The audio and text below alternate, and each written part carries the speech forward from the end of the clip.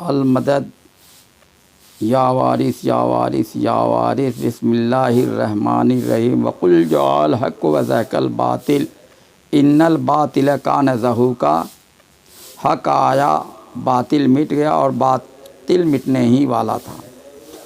اللہ بندوں میں ہے مگر زیادہ تر بندے اللہ کو بھول بیٹھے ہیں۔ بھولے بھٹکوں کو راہ دکھانے کے لیے ہادیان حق دنیا میں تشریف لائے۔ جس نے ہادی حق کو پکڑا اور اس سے محبت کی اور اس کی پیروی کی تو ہادی کی صورت میں خدا رسول کا نور دیکھا۔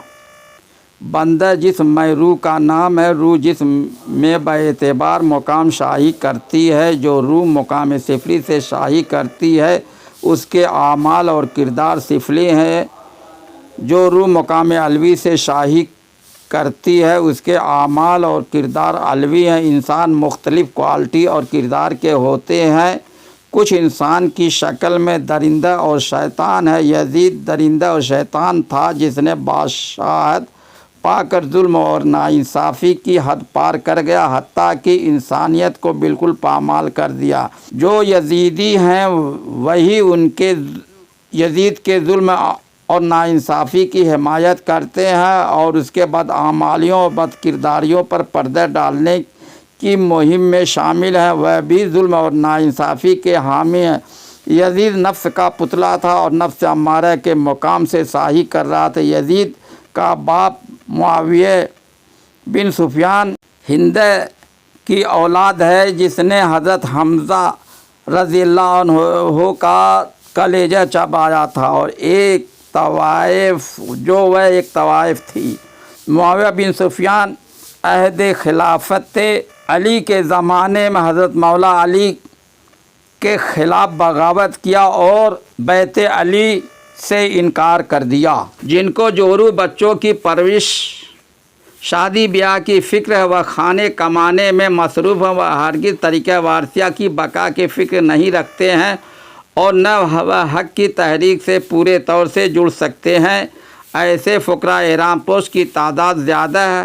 حق منس لوگ ہی سچے حسینی ہیں۔ جب تک حضور انور وارث پاک کی تجلی ایسے لوگوں پر نہیں ہوگی وہ اپنی زندگی میں تبدیلی نہیں لا سکتے ہیں۔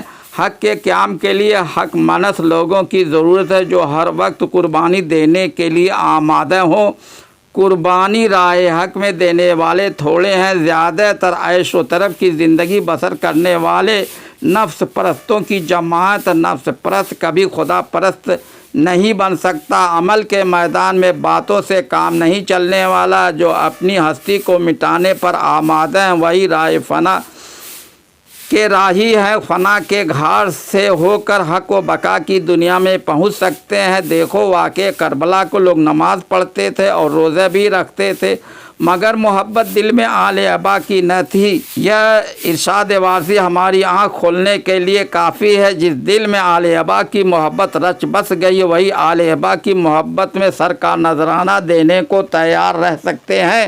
محبت میں مٹنا اور مٹ کر محبوب کی ذات میں ضم ہونا بڑا کام ہے۔ حسینیت کا دعویٰ کرنے والے حسینی کردار سے سبق لیں اور حسینی کردار کی پیروی کریں۔ امت کے امام نے امت کی ڈوبتی کشتی کو ہی نہیں بچایا بلکہ ولایت اور حق کے نظام کو قائم فرما گئے۔ آپ کے دم سے انسانیت اور حقانیت کا سلسلہ جو چلا ہوا رہتی دنیا تک قائم رہے گا۔ راہ حق میں جہاد وہی کر سکتا ہے جو ظلم اور ناانصافی کے خاتمے کی تحریک میں شامل ہو کر اپنی جان کی بازی لگائے گا۔ شہید مرتا نہیں، وہ زندہ ہے مگر ان کی زندگی کا ہم کو شعور نہیں ہے۔ انسانیت اور حقانیت کی راہ پر چلنا اصل مذہب ہے۔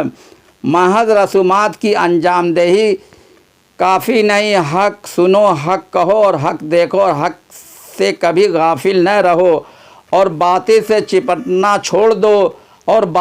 چپٹنا چھوڑ دو درگاہ حاجی وارث علی شاہ دیما شریف بارہ بنکی میں جو موجودہ نظام باطلانہ قائم ہے وہ کسی سے چھپا ہوا نہیں ہے۔ ظلم و ناانصافی کی حد پار ہو چکی ہے۔